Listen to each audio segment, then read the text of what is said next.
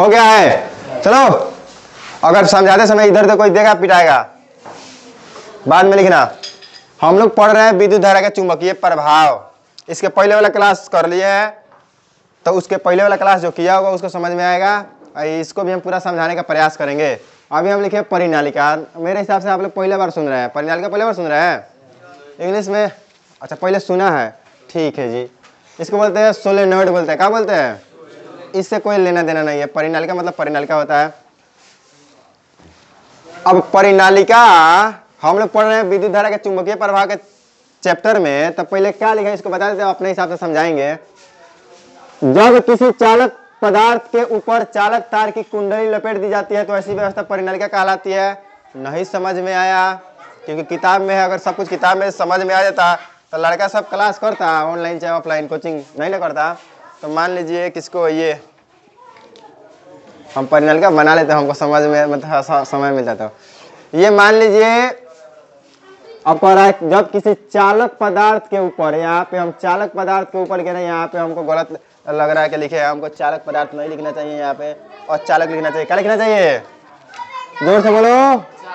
और चालक पदार्थ के ऊपर, क्या चालक पदार्थ के ऊपर सारा खेल खराब हो जाएगा। जब किसी अचालक पदार्थ के ऊपर ऊपर कहना चालक तार की कुंडली लपेट दी जाती है, वो चालक और चालक वो सब चीज छोड़ा हटा। ये बात सुनो पहले। मान लीजिए कोई ऐसा पदार्थ है जिसमें विद्युत धारा प्रवाहित नहीं हो रहा है, तो नहीं हो रहा है तो उसको हम अचालक बोलेंगे। क्या बोलेंगे? उसमें चालक पदार्थ लपेट दिया जाए इस तरह से, राउंड राउंड राउंड राउंड, तांबा के, किस चीज का?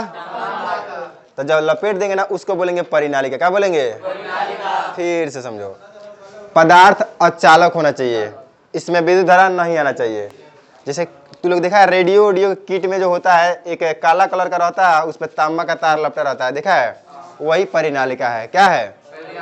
परिनालिका। कासिम देखा ना। अब उस अचालक पदार्थ पे चालक पदार्थ को लपेट दिया जाए ना, खूब राउंड राउंड राउंड, बहुत ज्यादा उसका क्षेत्रफल ज्यादा होना चाहिए ना, खूब लपेट दिया जाए तो वो बन जाएगा क्या? परिनालिका। क्या बन जाएगा? परिनालिका। अब इसका क्या फायदा है? परिनालिका किसे कहते हैं तो हम जान गए। अब देखो क्या फायदा है।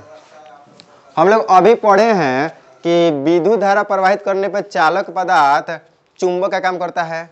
तो जितना बड़का चालक पदार्थ उतने पावरफुल चुंबक। तो बड़का कहाँ से लाइएगा? तो उसी को ना लपेट दिया जाता है। कैसे कर दिया जाता है कि धारा जाएगा तो सब राउंड से होते हुए जाएगा, होते हुए जाएगा। ज्यादा धारा उसमें रहेगा तो ज्यादा चुंबक का काम करेगा। छोटा जगह में ज्यादा तार लपेटेंगे तो ज्यादा चुंबक जैसा बनेगा। परिनालिका तो समझ में आ गया ना। और चालक पे चालक का लपेट दो, फेरा की संख्या ज्यादा हुई, ओकरा काची बोल जाए? परिनालिका। अब परिनालिका को हम क्यों काची बना रहे हैं? तो हम परिनालिका को बना रहे हैं चुंबक। क्या बना रहे हैं? ओए परिनालिका को बना दिया चुंबक। चुंबक में होता है दो ध्रुव होता है, दक्षिणी ध्रुव और उत्तरी ध्रुव। दक्षिणी ध्रुव और उत्तरी ध्रुव। तो इसमें भी दक्षिणी ध्रुव उत्तरी ध्रुव होना चाहिए। हम पढ़े हैं क्षण चुंबक में कि उत्तर से दक्षिण की तरफ आता है चुंबकीय बल रेखा है, तो इसमें भी आना चाहिए, आना चाहिए ना। तो इसी को हम देखते हैं, ध्यान से देखो। परिनालिका तो हम किसे कहते हैं समझ गए। और चालक पर चालक के लपेट दिया जाए, परिनालिका हो गया। और परिनालिका का एक सिरा चुंबकीय उत्तर ध्रुव तथा दूसरा सिरा चुंबकीय दक्षिण ध्रुव का कार्य करेगा। क्या है? इतना तो दिमाग लग रहा है कि एक ही जगह पे लपटे हैं, तो एगो उत्तरी के चुंबक की तरह काम करेगा, तो एगो उत्तर ध्रुव, एगो दक्षिण ध्रुव, एगो नॉर्थ पोल एगो साउथ पोल की तरह काम करेगा। ये बात उसी को समझ में आएगा जो इसके पहले वाला क्लास किया है, क्षण चुंबक का क्लास पढ़ा है। नहीं पढ़ा है तो फिर से इसको समझाने का प्रयास करेंगे।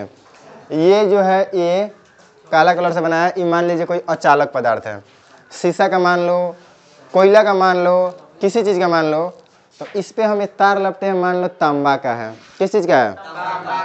और बहुत ज़्यादा फेरों की संख्या है, और उसमें हम करंट दे दिए। क्या दे दिए? तो अभी तो पढ़े विद्युत धारा प्रवाहित होगा तो चुंबक के जैसे कार्य करेगा। तो है पूरा पूरा जब इतना दूर लपटे हैं तो चुंबक के जैसे काम करेगा नहीं करेगा? चुंबक की तरह काम करेगा। तो इसमें एक हो जाएगा साउथ पोल और एक हो जाएगा नॉर्थ पोल। ये भी हमको समझ में आ गया। इसको बोलेंगे क्रोड। क्या बोलेंगे? क्रोड। इसको बोलेंगे क्रोड। ये जो लपटा है ना इसको बोलेंगे परिनालिका। क्या बोलेंगे? इसको बोलेंगे क्रोड, इसको बोलेंगे परिनालिका। हालांकि क्रूड तबे बोलेंगे जब ये नर्म लोहा का होगा, नर्म लोहा का होगा तो इसको क्रूड बोलेंगे, और नहीं तो इसको परिनालिका बोलेंगे। फिर से अपना अंतर क्या कीजिए, क्लियर कीजिए। ये अचालक पदार्थ है, अचालक पदार्थ है, तब तक तो इसको हम परिनालिका बोलेंगे। लेकिन जब इसको इसके जगह पर हम नर्म लोहा का उपयोग करेंगे, नर्म लोहा पे अगर फेरा के लपटेंगे तो ये हो जाएगा क्या चीज, क्रूड। क्या हो जाएगा, क्रूड। कुछ समझ में आया है? अगर अचालक पदार्थ पर लपटेंगे तो हो जाएगा परिनालिका, परिनालिका। लेकिन वह अचालक पदार्थ के जगह पे हम नर्म लोहा का प्रयोग कर देंगे, ऐसा ही नर्म लोहा इस पर लपेट दिए तो इसको बोलेंगे क्रूड। क्या बोलेंगे? ये बात को समझ में आ गया? अब उसमें हम धारा देंगे तो एगो जैसे चुंबक जैसे काम करेगा तो एगो नॉर्थ पोल हो जाएगा, एगो साउथ पोल। तो हम पढ़ाए हैं कि नॉर्थ पोल से साउथ पोल की तरफ चुंबकीय बल दिखाई जाती है बाहर में, और अंदर में साउथ से नॉर्थ की तरफ आती है। इसके पहले का क्लास में इसको खूब बढ़िया से विस्तार से हम लोग पढ़े हैं, ठीक है। दक्षिण हस्त नियम पढ़े हैं और काची काची पढ़े हैं। अब थोड़ा इसको समझ में आ गया, ये समझ में आ गया। अब थोड़ा सा आगे देखते हैं कि विद्युत चुंबक क्या होता है। चूंकि चुंबक तो करंट देने पे ही होगा। मान लीजिए ये लपेट दिया नर्म लोहा पर और इसमें करंट दे दिया तो चुंबक जैसे कार्य कर रहा है। क्या लाइन कटेगा तो चुंबक जैसे कार्य करेगा? नहीं। तो इसको बोलेंगे विद्युत चुंबक, क्या विद्युत के द्वारा ही चुंबक बन रहा है। गलत कि सही? इंग्लिश में इलेक्ट्रोमैग्नेट, इलेक्ट्रो। अब क्या लिखे पढ़, परिनालिका के अंदर नर्म लोहा का छड़ रखने पर। फिर से सुनो, हम बोले परिनालिका मतलब अचालक पर चालक लपटा तो परिनालिका। लेकिन जब परिनालिका के अंदर तू नर्म लोहा का छड़ लगा दे रहा है तो उस छड़ चुंबकित हो जाता है, और ऐसा छड़ काची कहलाता है? क्रूड कहलाता है। क्या कहलाता है? कब क्रूड कहलाएगा? परिनालिका के अंदर जब नर्म लोहा का प्रयोग किया जाएगा तो ऐसा छड़ को क्या कहेंगे? क्रूड कहेंगे। Very good. और तथा नर्म लोहा का ऐसा क्रूड विद्युत चुंबक होता है। क्या होता है? विद्युत चुंबक होता है। परिनालिका विद्युत चुंबक नहीं होता है। परिनालिका में नर्म लोहा लगेगा तब वो जाके क्या हो जाएगा? वो भी कब? जब उसमें धारा प्रवाहित होगा तब विद्युत चुंबक होता है। एक बात बताओ, तो विद्युत चुंबक हो गया, धारा के हिसाब से हुआ है। धारा बढ़ेगा तो चुंबकत्व तो मतलब पावर बढ़ेगा खींचने का। धारा कम होगा तो कम होगा। धारा बंद तो चुंबक जैसा काम है। लोहा साफ सटेबो कर बनू तो बुझाई कि मर गइल बा, कुछ ना। लेकिन लाइन दे बनू मैं करेंट तो दूरे से आकर्षित कर लेगा। बहुत हार्ड पावर होता है। हाँ यार, हाई वाला चुंबक नहीं, विद्युत चुंबक बहुत पावरफुल होता है। इसका उपयोग हम पढ़ाएंगे, तुमको सब कुछ देगा। धारा बढ़ने पर क्रोड का चुंबकत्व बढ़ता है, लेकिन धारा को बंद करते ही चुंबकत्व समाप्त हो जाता है। चुंबकत्व क्या होता है? समाप्त हो जाता है। इस यहाँ तो कोई दिक्कत है?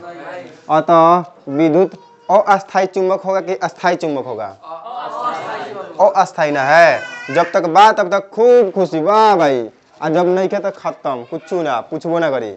तो वही है अस्थायी चुंबक है। हाउ चुंबक है ना, कम में पावर है लेकिन हमेशा है, हमेशा लोहा को आकर्षित करेगा। आई जब तक है लाइन तब तक लोहा को आकर्षित करेगा, जब तक नहीं है तब तक आकर्षित नहीं करेगा। ये अस्थायी है।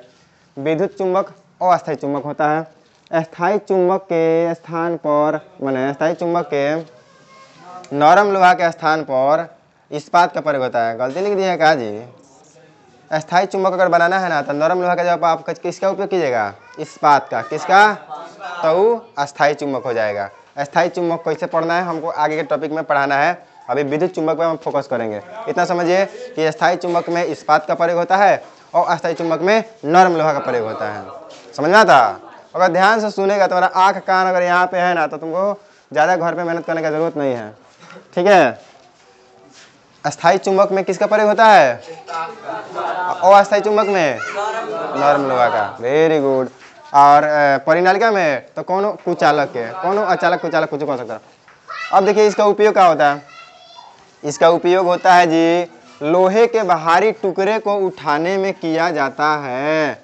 लोहे के भारी, मान लो घरवा इतना लोहा के टुकड़ा बा, ओकरे के उठाए के बा, तब भाई उठावला में तो बड़ा दिक्कत नहीं हुई। तो ऊपर से कुछ ऐसा सिस्टम करो कि ओकरा खींचे। क्या करे? तो उधर विद्युत चुंबक दे दीजिए, उधर से क्रेन से। क्रेन देखा है? खूब बाप रे बड़का लगी तो उधर से इधर लोहा है, ऊपर से वो क्या करेगा अपना, हाँ हो गया, विद्युत धारा दिया तो वो खींचेगा इसको, तब बॉल लगाएगा, इधर से थोड़ा सा बॉल लगाया जाएगा तो क्या हो जाएगा, उठ जाएगा। अब बांध होन दिया जाएगा उसमें, उसके बाद में उठा के आराम से रख लेगा। देखो क्रेन में उतना पावर नहीं है कि उठाए, लेकिन उसके विद्युत प्रवाहित करने पे उस चुंबक में इतना न पावर है कि इसको आराम से उठा सकता है। देखो आगे, इसलिए क्रेन में इसका उपयोग किया जाता है। किसमें, क्रेन दिखा रहे, सब कुछ उठा कर बड़का बड़का रखता है, तो ऐसे थोड़ा ही उठा सकता है। उसमें है क्या लगा है, इलेक्ट्रोमैग्नेट है उसमें, है ना, विद्युत चुंबक लगा है। इससे क्या करेगा, उठाएगा, आकर्षित करेगा अपने तरफ। इस तरह से उठाने में बहुत दिक्कत होगा। ले समझाते हैं। दूसरा नियम है, पानी में तू लोग नहाया है, नदी में लकड़ी उकड़ी रहता है, तो लकड़ियों को आराम से तू लोग ऐसे उठाएगा ना, आहा आराम से उठ जाएगा। लेकिन जब पानी के स्तर के ऊपर उठाएगा ना तो नहीं उठेगा। तो वही काम वो है, ऐसे उठाएगा लोहा का तो नहीं उठेगा, लेकिन चुंबक उसमें दे देगा, विद्युत चुंबक, तो आराम से उठ जाएगा। और फिर अगर चुंबक कटा तो भाई तो दिक्कत। आगे देखिए, और इसका उपयोग और छोटे छोटे कार्य में होता है। विद्युत घंटी देखा है, विद्युत घंटी क्या होता है, गेट देखा बड़का बड़का लोग में अभी सब लोग अपने गेट पे लगवाता है। इस तरह से दबाइएगा ना तो अंदर आवाज़ करेगा, ट्रिंग ट्रिंग ट्रिंग ट्रिंग, उसमें इसका उपयोग होता है। अब कैसे होता है भाई, अब माइक्रोफोन, माइक्रोफोन किसको बोलते हैं, माइक को बोलते हैं कि हाई फोन को बोलते हैं, माइक को बोलते हैं माइक्रोफोन, हाँ जी इसको बोलते हैं। अभी तक तो लोग पता था हाई फोन का ना। माइक्रो उसको बोलते हैं टेलीफोन, टेलीफोन तो हो बोलिए, उठाओ हाँ, हाई हो गया सेल फोन। टेलीफोन रिसीवर में इसका उपयोग होता है, किसका, इलेक्ट्रोमैग्नेट का। टेलीविजन, टीवी देखा है, उसमें वो कहता है लाउड स्पीकर, अपने स्कूल पे लगा है लाउड स्पीकर, उसमें इसका उपयोग किया जाता है। अब हम नेक्स्ट टॉपिक पढ़ेंगे कि एक चुंबक होता है अस्थायी चुंबक और एक होता है विद्युत चुंबक, ये दोनों में अंतर हो गया।